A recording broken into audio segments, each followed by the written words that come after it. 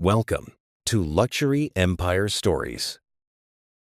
Owen adjusted his custom Armani tie, his mocking laugh echoing through the grand ballroom. Stella? She's just the wife. A glorified maid, really, he sneered to his corporate colleagues, not caring that she stood mere inches away, her cheeks burning. For 5 years, Stella had swallowed the humiliation, the late-night absences, and the blatant disrespect. She lowered her gaze, clutching her frayed clutch purse, as Chloe, Owen's glamorous mistress, smirked from his side. But the cruel laughter died instantly when Arthur Caroline, the famously ruthless billionaire of Caroline Global, stepped up to the microphone. The room fell dead silent, as the titan of industry pointed directly at the unassuming woman in the faded dress. "Ladies and gentlemen," Arthur announced, his voice like thunder, "allow me to introduce my granddaughter, Stella, and the sole heir to my empire." The rain in Seattle battered against the floor-to-ceiling windows of the luxury downtown apartment, an apartment Stella Hayes had turned into a home, but one that Owen Montgomery only treated as a hotel. Stella stood in the kitchen, carefully garnishing a plate of seared scallops. Her hands, calloused from her daily work restoring antique manuscripts at a modest local bindery, moved with practiced precision. Tonight was supposed to be special. It was their 5th wedding anniversary. She had spent a week's wages on the ingredients, hoping to recreate the meal they had shared on their honeymoon in a small coastal town in Maine. The front door clicked open. Owen walked in, bringing the chill of the November evening with him. He didn't call out to her. He didn't announce his arrival.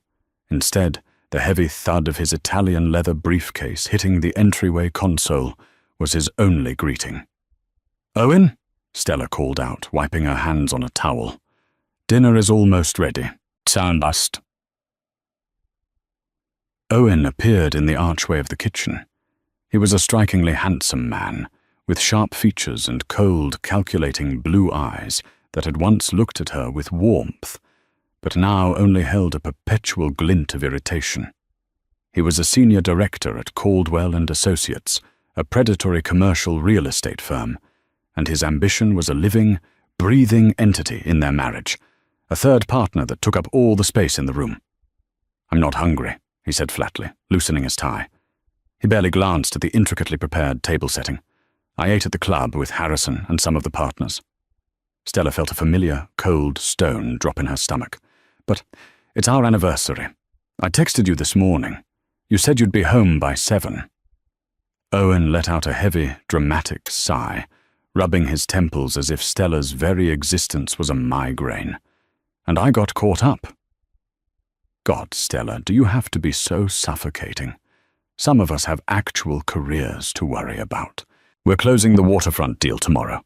I don't have time for playing house over cold seafood." He turned and walked toward the master bedroom. Stella stood frozen in the warm glow of the kitchen, the scent of garlic and white wine suddenly nauseating. It hadn't always been this way. When they met, Owen was a struggling junior analyst. Stella had loved his drive. She had worked 2 jobs to pay their rent, so he could focus on his licensing exams. She had proofread his proposals, ironed his cheap suits, and cheered his every minor victory.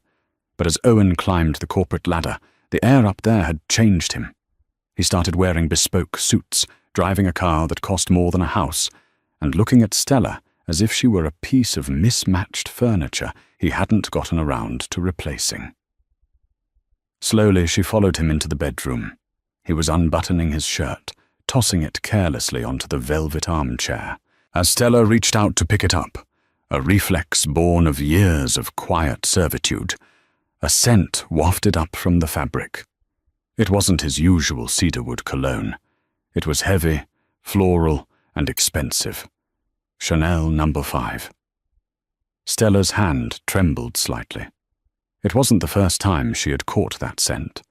She had smelled it on his coats, found traces of it on the passenger seat of his Audi, and seen the late-night texts from a contact saved simply as C. Carmichael. Chloe Carmichael.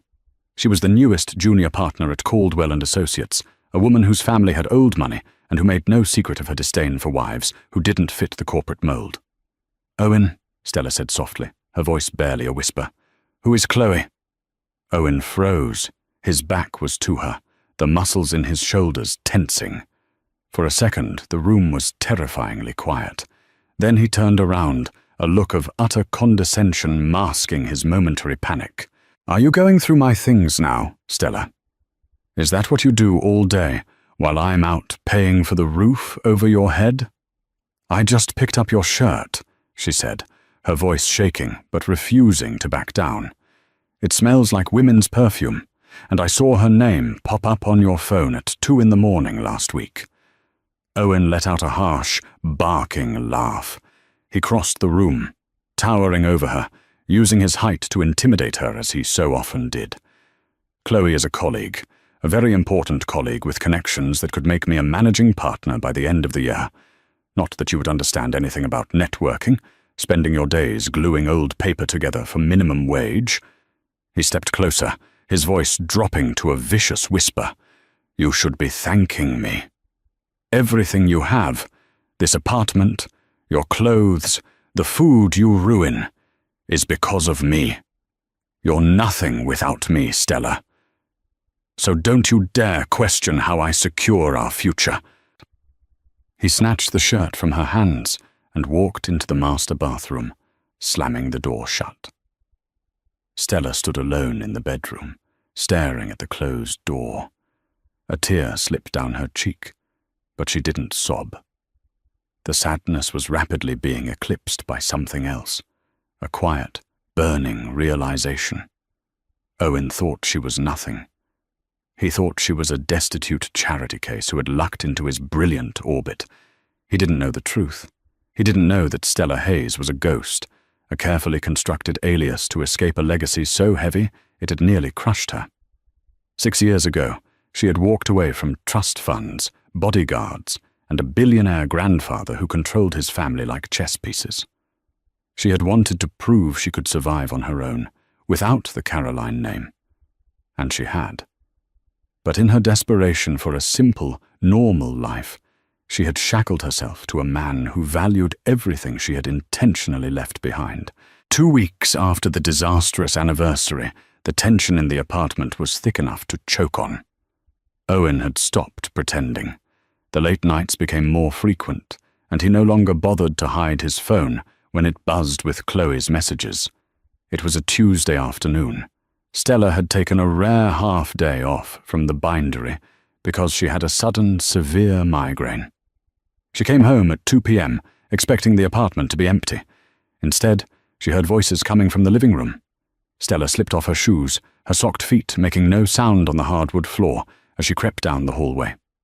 "I just don't understand why you don't divorce her, Owen," a woman's voice purred. It was a smooth, cultured voice, dripping with privilege. Stella peeked around the corner. Chloe Carmichael was sitting on Stella's beige linen sofa, her long, impeccably manicured legs crossed. She was drinking espresso from one of Stella's favorite ceramic mugs. Owen was standing near the window, swirling a glass of scotch. "It's complicated, Chloe," Owen said, though he didn't sound particularly bothered. "It's about optics. Caldwell is old school. He likes family men. If I dump my wife of 5 years right before the partner evaluations, it looks unstable. So you're just going to drag this mouse along forever?" Chloe rolled her eyes, setting the mug down on the glass coffee table with a sharp clack. "I've seen her, Owen. She looks like a substitute teacher. She wore off-the-rack polyester to the company Christmas party. It's embarrassing for you." Owen chuckled, a cruel, dismissive sound that drove a spike straight through Stella's chest. "She's useful for now. She keeps the house clean. She stays out of my way. Besides, where would she go? She has no family, no money, and a pathetic little job. I'd have to pay alimony out the nose just to keep her off food stamps." Stella clamped a hand over her mouth. The sheer casualness of his cruelty was staggering. He wasn't just cheating on her. He despised her. He viewed her as a convenient, pathetic pet. "Well," Chloe said, standing up and smoothing her designer pencil skirt. She walked over to Owen, wrapping her arms around his neck. "You'd better figure it out by the Caroline Gala next month. My father secured us a table. The inner circle table. Arthur Caroline himself is going to be there. I am not walking into the social event of the decade while you're dragging that dead weight." "I wouldn't dream of it," Owen murmured, leaning down to kiss her. "I told her I have a mandatory corporate retreat that weekend. You and I are going together. Just the two of us." Stella didn't stay to watch the rest. She backed away silently, grabbed her coat, and slipped out the front door, pulling it shut with a quiet click. She walked for hours through the misty streets of Seattle. Her chest felt hollowed out, scraped clean of the love and loyalty she had poured into Owen Montgomery for half a decade. He thought she was trapped. He thought she was helpless. When Stella finally returned to the apartment, it was pitch black. Chloe was gone, and Owen was asleep in the master bedroom. Stella walked into a small office, a converted closet where she kept her bookbinding supplies. She locked the door behind her. Kneeling on the floor, she reached under the bottom drawer of her desk, feeling for a false panel she had installed years ago. Her fingers caught the edge of the wood, and she pried it loose. Inside was a small, velvet-lined lockbox. Stella pulled it out and set it on the desk.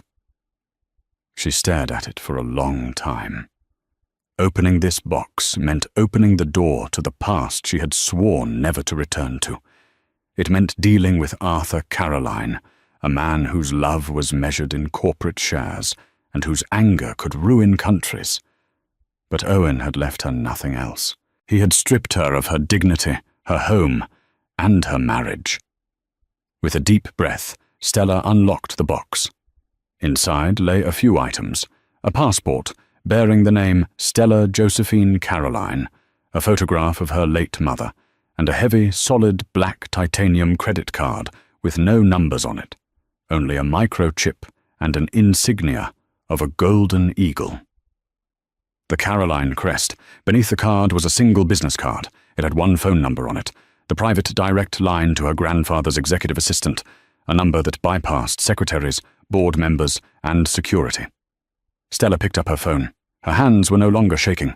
The tears were completely gone, replaced by a cold, sharp resolve that felt remarkably like the man whose blood ran in her veins. She dialed the number. It rang exactly twice before a crisp, professional voice answered. "Caroline Executive Office. State your clearance code." "This is Stella," she said, her voice steady and clear. "Tell my grandfather I'm ready to come home." There was a sharp intake of breath on the other end of the line, followed by the frantic sound of a chair scraping against the floor. "Miss Stella, good God, hold the line. Please hold the line." A minute passed. Then the line clicked. "Stella!" The voice was older now, gravelly and rough, like sandpaper on stone, but the absolute authority in it hadn't diminished a fraction. Arthur Caroline. "Hello, grandfather," Stella said. 6 years, the billionaire rumbled. 6 years you let me think you were lost to the wind, living like a peasant. What changed your mind?" Stella looked out the small window of her office, gazing at the glittering skyline of the city, a city her grandfather practically owned. She thought of Owen, sleeping comfortably down the hall, secure in his arrogance. She thought of Chloe's mocking laughter. "I learned a lesson about the real world, grandfather," Stella said, a dangerous edge creeping into her tone. "I learned that if you don't wield your power, someone else will use it to crush you." A low, vibrating chuckle came through the receiver. It was the sound of a predator recognizing its own kin. "And who, pray tell, tried to crush you?" "My husband," Stella replied. "Owen Montgomery." Montgomery, Arthur mused, the name rolling around in his mouth like a bad taste. "Never heard of him. But I assure you, my dear, by tomorrow morning, I will know everything about him. What do you want me to do?" Stella traced the golden eagle on the black card. "Nothing. Yet. You're hosting a gala next month, aren't you? Owen is desperate to attend. The Winter Charity Gala. Yes, I'll be making an appearance. Should I have him barred at the door? No, Stella said, her eyes narrowing as a plan formed in her mind. A plan forged from 5 years of suppressed brilliance and quiet observation. I want you to let him in.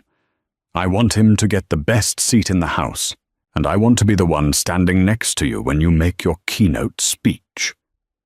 Arthur Caroline laughed again, and this time it was a sound of pure, unadulterated joy. Welcome back, Stella. Your car will be waiting downstairs in 10 minutes. Stella hung up the phone. She didn't pack a bag. She didn't leave a note. She simply walked out of the apartment, leaving her wedding ring sitting perfectly centered on the kitchen counter, right next to the receipt for Chloe's Cartier bracelet she had found in his coat pocket earlier that week. Let Owen think she had run away in defeat. Let him think she was broken.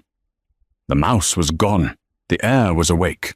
The sleek, armored Maybach glided silently through the towering iron gates of the Caroline estate, a sprawling, modern fortress, nestled on a private peninsula overlooking Puget Sound.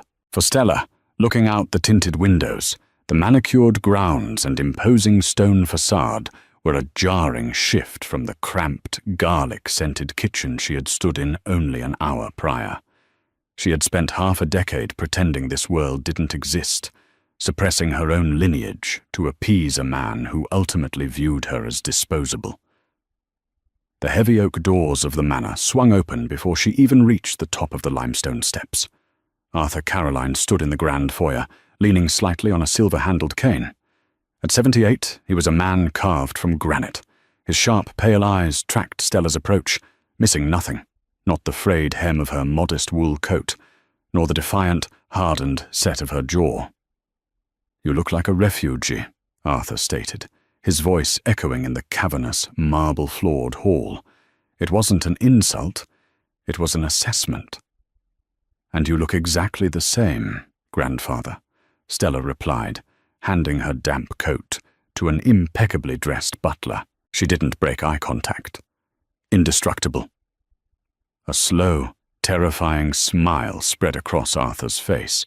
He turned and gestured for her to follow him into his private study, a room lined with first-edition books, dark mahogany paneling, and the quiet hum of global financial feeds on discrete monitors.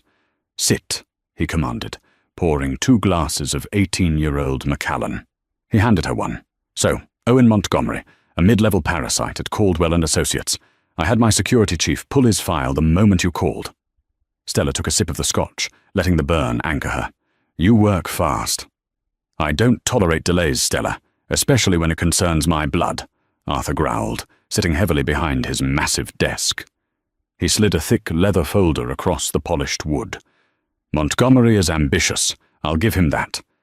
He's currently trying to leverage a massive commercial waterfront development to secure his partnership. He's also drowning in personal debt, mortgaged up to his eyeballs to maintain the illusion of wealth." Stella opened the folder.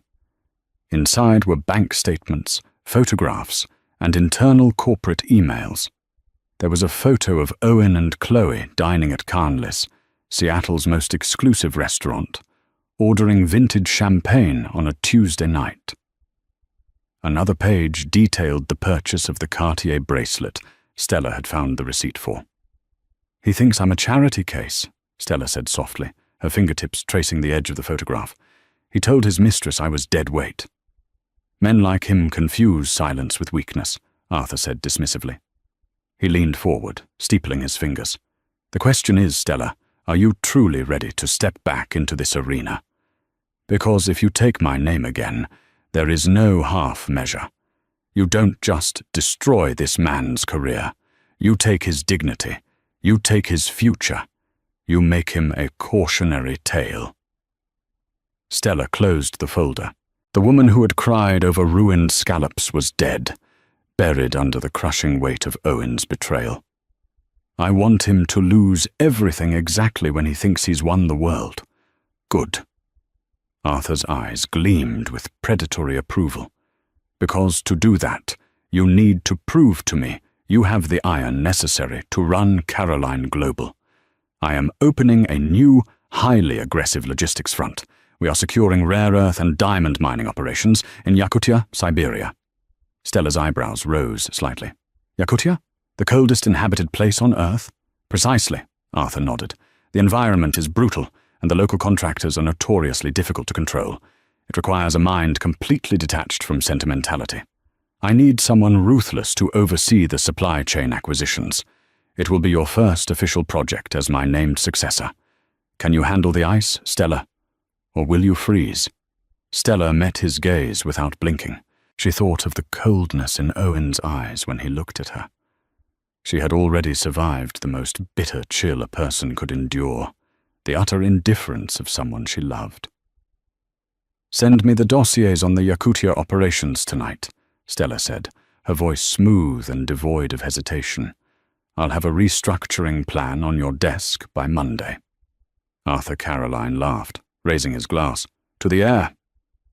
The next morning began the erasure of the invisible wife.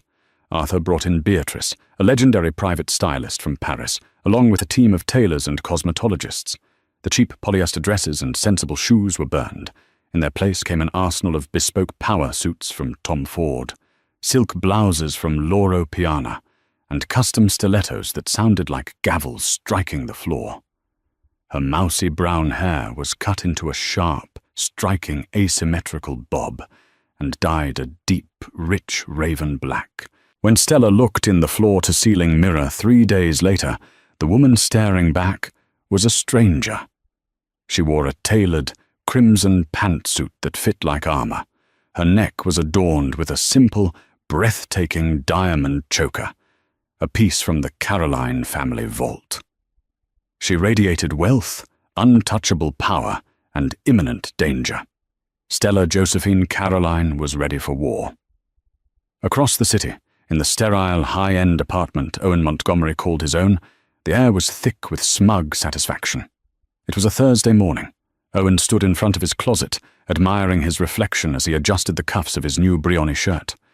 When he had woken up the morning after his fight with Stella to find the apartment empty, he had felt a fleeting moment of annoyance. When he found her cheap, cubic zirconia wedding band sitting on the kitchen counter next to the Cartier receipt, that annoyance had blossomed into pure, unadulterated relief. She had finally taken the hint. Darling, does this tie work with the navy lapel? Owen called out. Chloe Carmichael sauntered into the bedroom, wearing one of Owen's oversized dress shirts, and nothing else. She held a steaming cup of coffee, her blonde hair perfectly tousled. She looked at the ring sitting carelessly on the nightstand, and smirked. It looks perfect, Chloe purred, wrapping her free arm around his waist. I still can't believe she actually left. No tears, no begging, just vanished. I told you she was weak, Owen chuckled, turning to kiss her forehead. She probably ran back to whatever miserable, small-town life she came from. Honestly, Chloe, it's a weight off my shoulders. I don't have to hide anymore. I don't have to pretend to care about her pathetic little bindery job. We can finally focus on what matters. The Winter Charity Gala, Chloe said, her eyes lighting up with greedy anticipation. My father spoke to Richard Caldwell yesterday. He said Caroline Global is looking to acquire a massive block of commercial real estate in the downtown sector. If you can get Arthur Caroline's ear at that gala, Owen, the partnership is yours. Owen's chest swelled with pride. He grabbed his Rolex from the dresser and strapped it onto his wrist. I'm not just going to get his ear, Chloe. I'm going to hand him the waterfront development proposal on a silver platter. We have the premier table. I'm going to make sure Arthur Caroline knows exactly who I am. The hubris radiating from Owen was intoxicating to him. He practically floated into the offices of Caldwell and Associates that morning. The air in the firm was electric.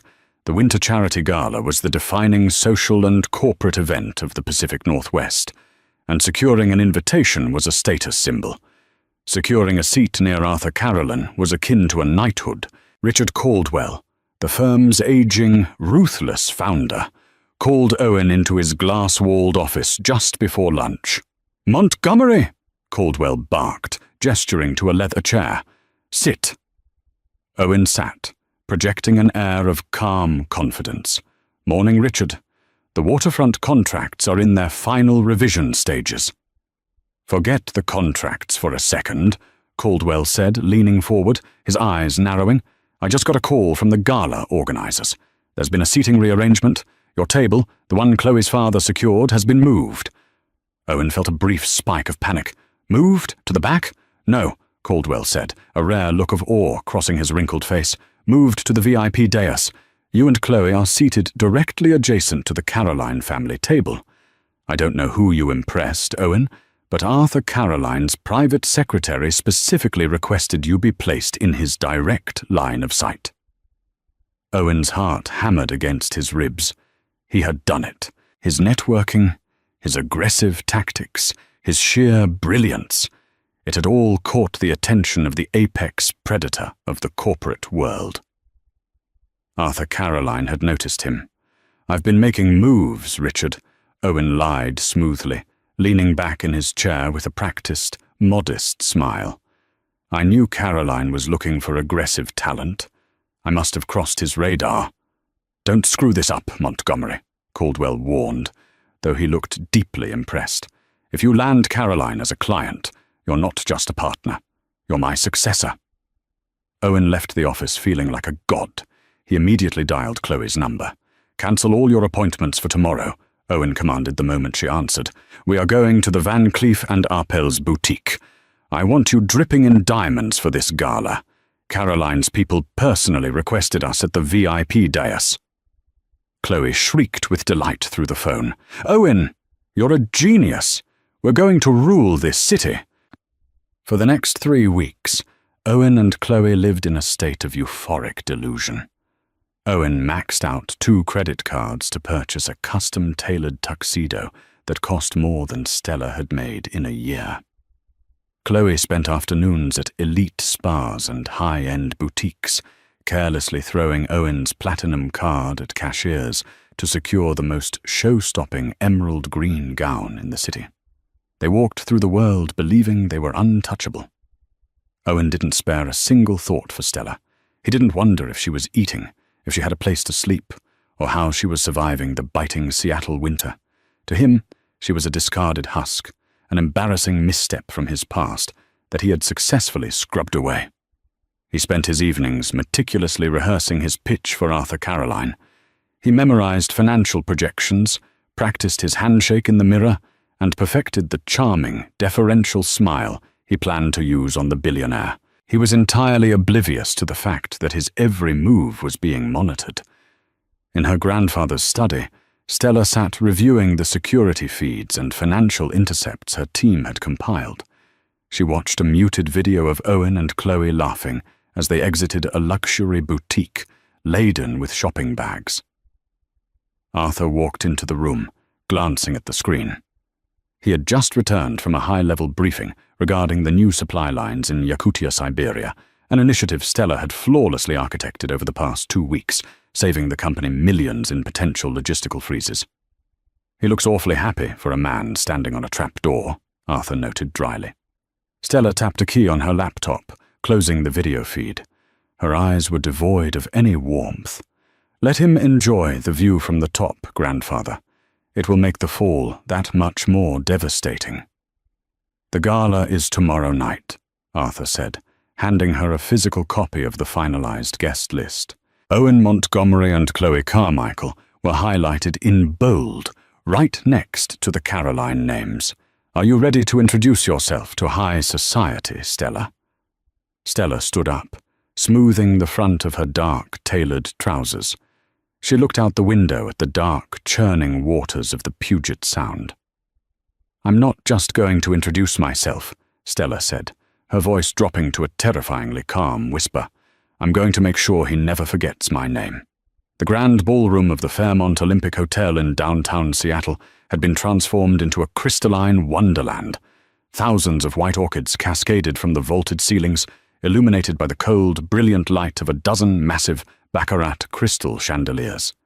The air tasted of vintage Dom Perignon, expensive perfume, and cutthroat ambition.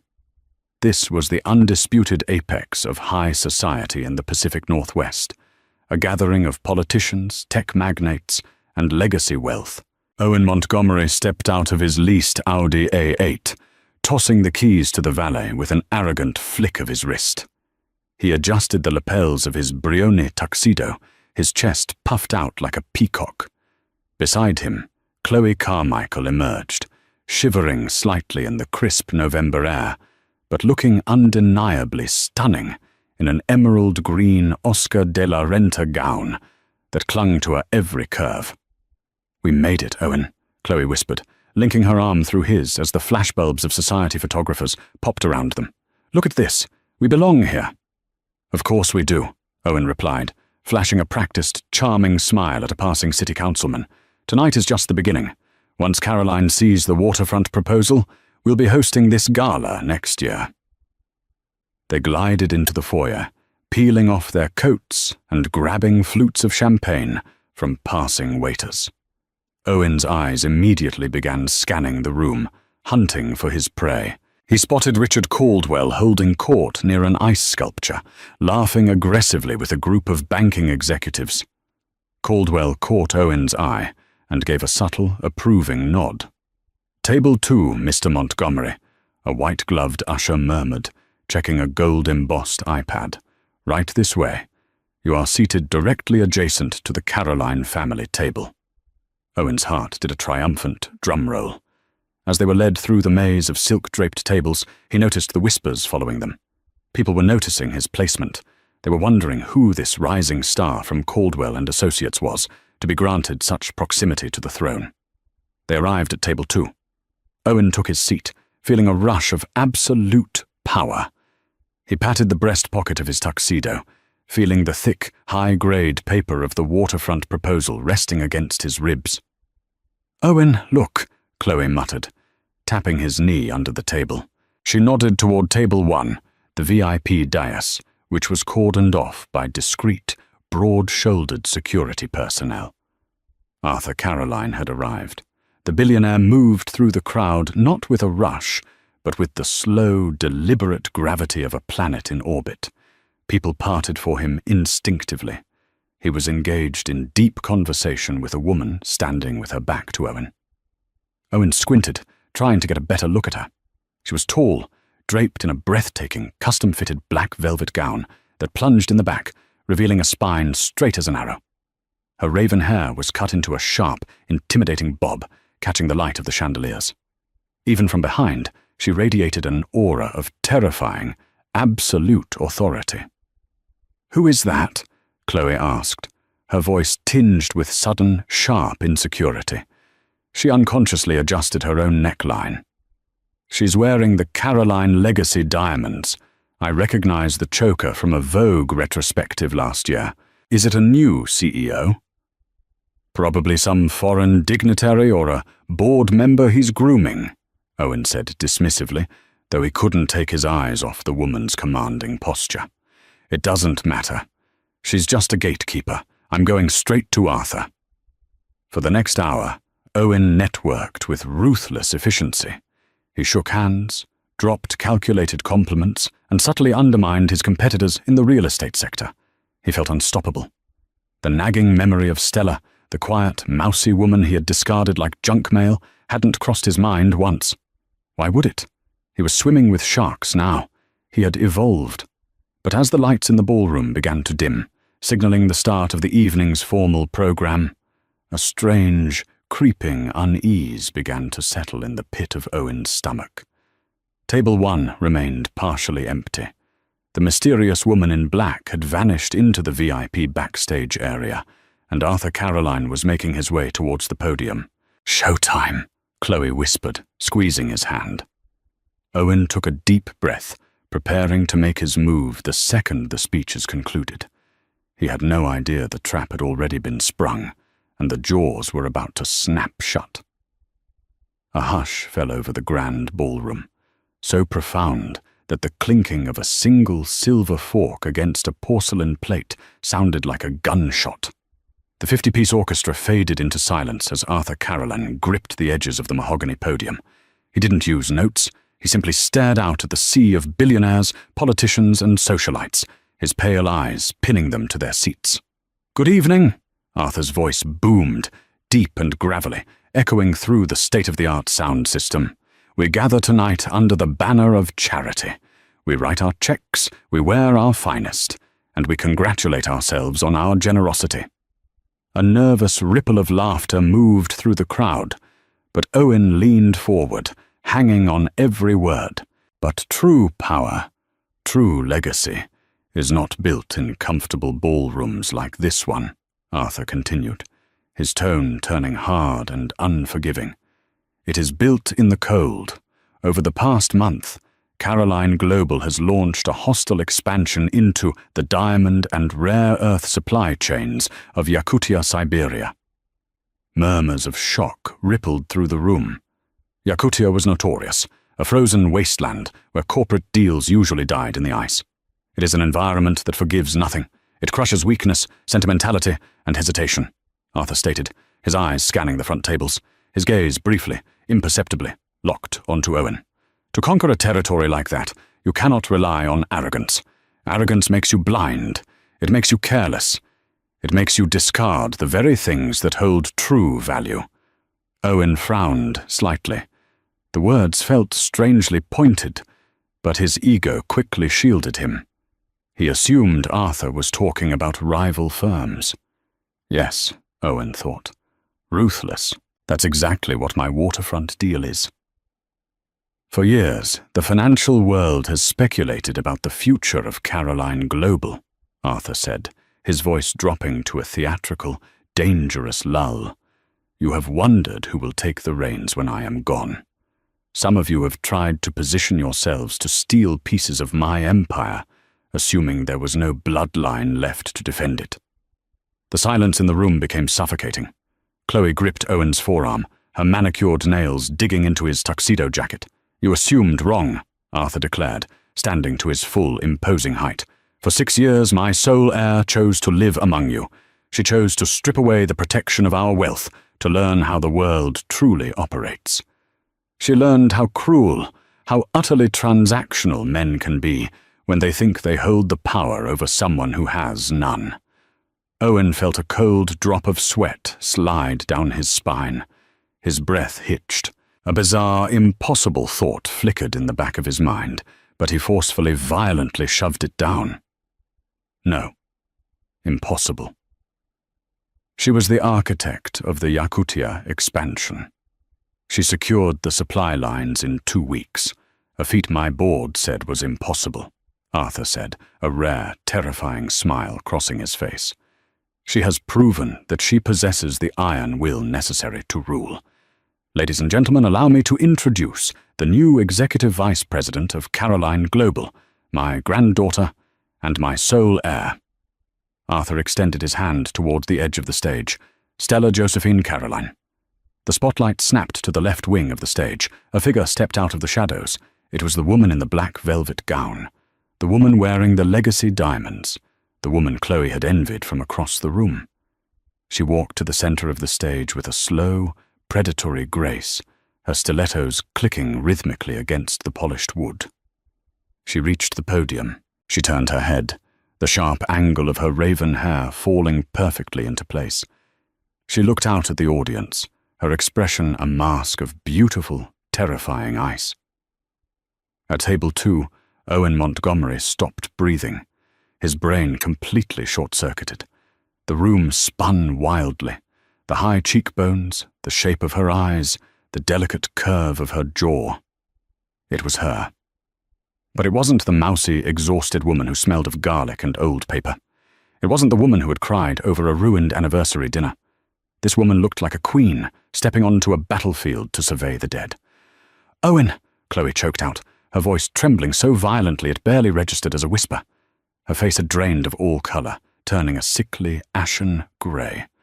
"Owen, is that—" Owen couldn't speak. His throat had constricted, cutting off his air supply. His hands began to shake uncontrollably. His crystal champagne flute slipped from his numb fingers, shattering against the marble floor with a sharp, violent crash.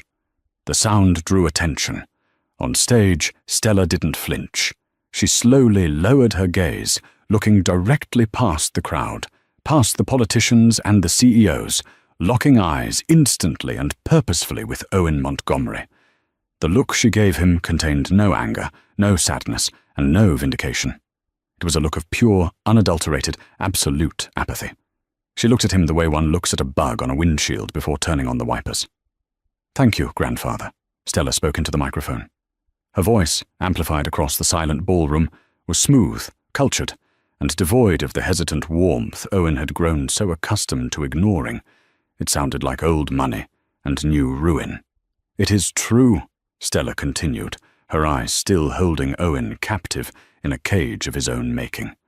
"I have spent the last 5 years observing the corporate underbelly of this city. I have watched men of profound mediocrity step on the backs of others to reach for crowns they have neither the intellect nor the character to wear." Every word was a nail driven into Owen's coffin. Richard Caldwell, sitting 2 tables away, turned slowly to look at Owen. Caldwell's face morphed from confusion to dawning, absolute horror as he connected the dots. Owen had just divorced Arthur Caroline's only heir. Owen had brought his mistress to sit next to the Caroline table. "Caroline Global is evolving," Stella announced, her gaze finally snapping away from Owen to sweep over the rest of the terrified room. "We are no longer accepting proposals built on false leverage or phantom assets." She paused, letting the silence hang heavy. "In fact, effective as of an hour ago, Caroline Global has initiated a hostile takeover of Caldwell and Associates' prime creditors. We will be restructuring the firm's leadership immediately." Chaos erupted. A collective gasp echoed through the ballroom. Richard Caldwell went pale, clutching his chest. Owen sat frozen in his chair, his custom tuxedo suddenly feeling like a straitjacket. He reached instinctively into his breast pocket, his fingers brushing the thick paper of his waterfront proposal. The proposal that required Caldwell's backing. The proposal that was supposed to make him a king. It was worthless. He was worthless. Stella Caroline stood at the podium, a diamond-clad titan bathed in the spotlight, watching the empire of the man who had treated her like nothing crumble into ash at her feet. The grand ballroom of the Fairmont Olympic descended into a sophisticated, tailored pandemonium.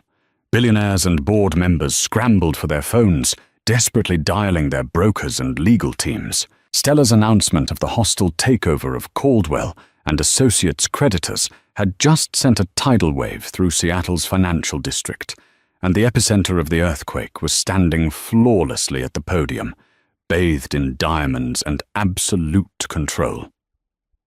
At table 2, Owen Montgomery was trapped in a nightmare from which he could not wake. His lungs burned, gasping for air that suddenly felt too thin. The music had stopped, but a high-pitched ringing echoed in his ears. "Owen," a voice hissed. It was Richard Caldwell. The aging founder of the real estate firm leaned over the table, his face a mottled, furious purple. His hands trembled with a mixture of rage and sheer terror. "What have you done? That is your wife." Owen opened his mouth, but only a dry, pathetic croak escaped. He looked from Caldwell's apoplectic face to the stage, where Stella was calmly stepping down, flanked immediately by a wall of broad-shouldered, private security personnel. "She's—" Owen stammered, his mind short-circuiting as he stared at the woman he had treated as a glorified maid for 5 years.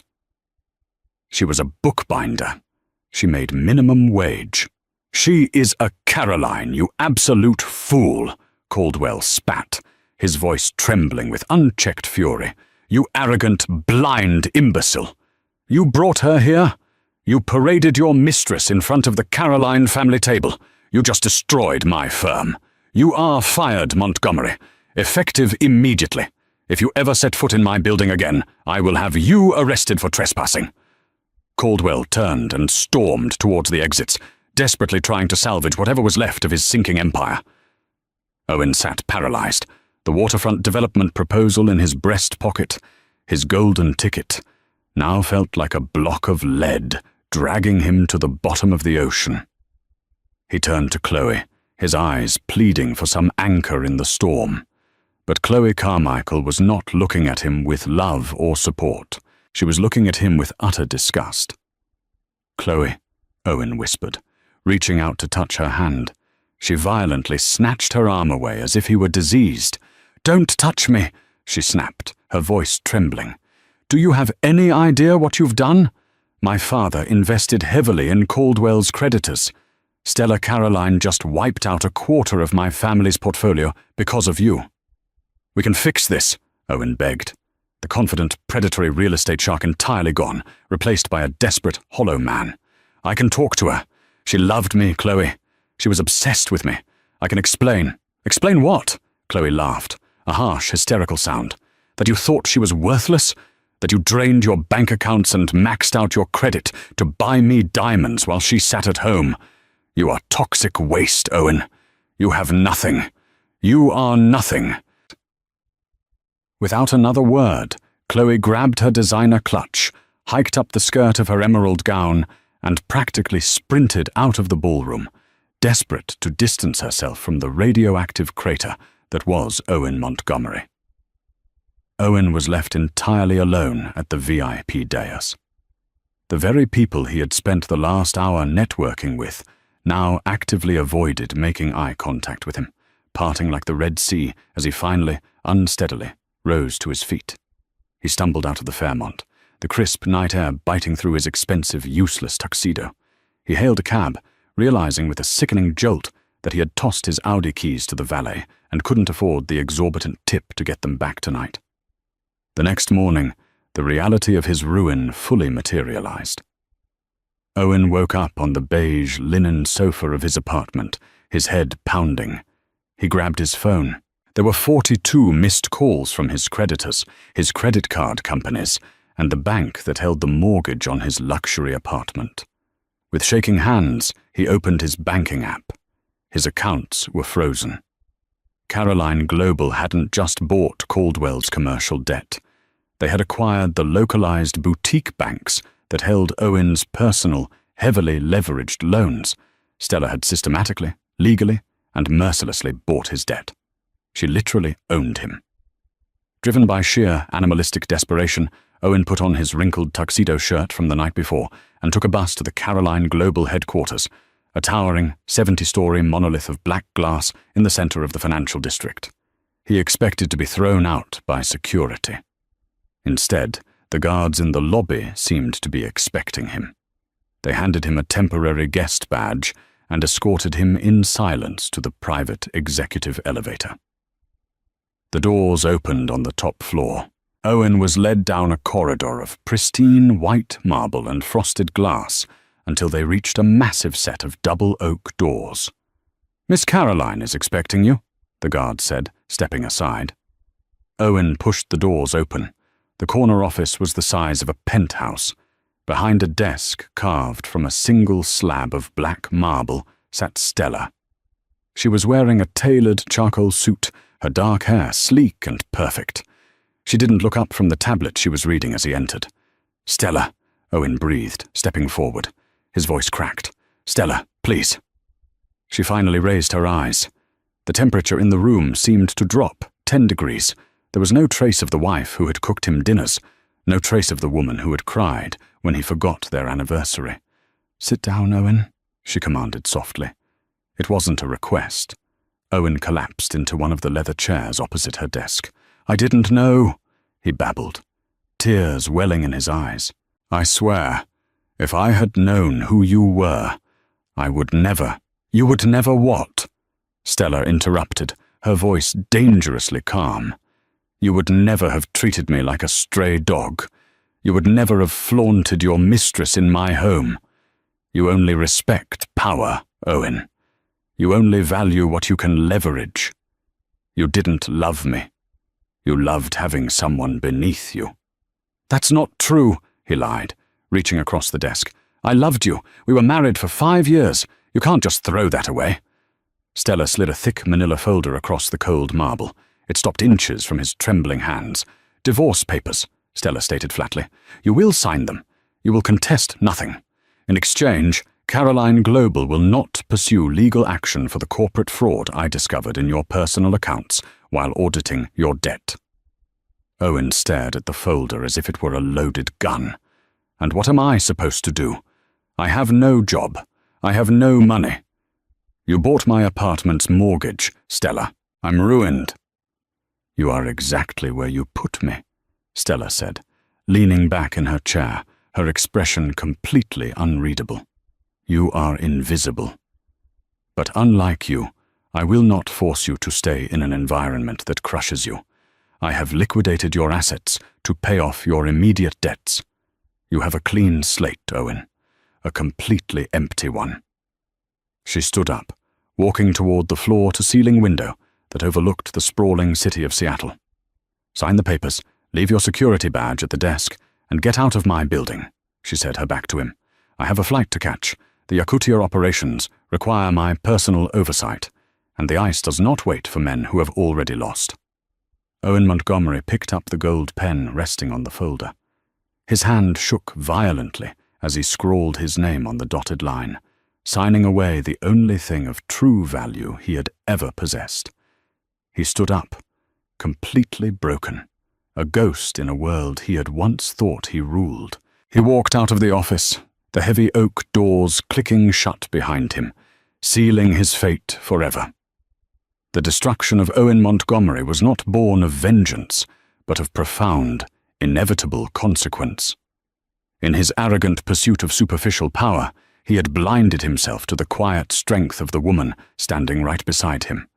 Stella Caroline had shed her disguise, not just to reclaim some her billionaire birthright, but to teach a brutal lesson in respect.